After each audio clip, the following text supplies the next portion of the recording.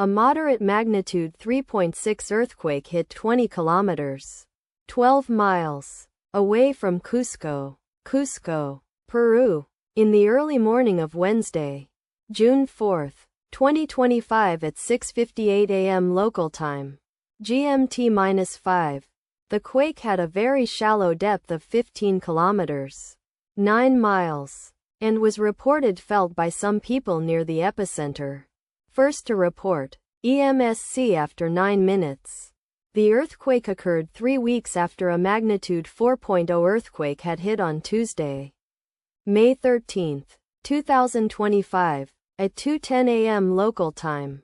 America, Lima GMT-5, in 87 kilometers, 54 miles, distance to the south. Data source from Volcano Discovery. Did you feel it? Let us pray.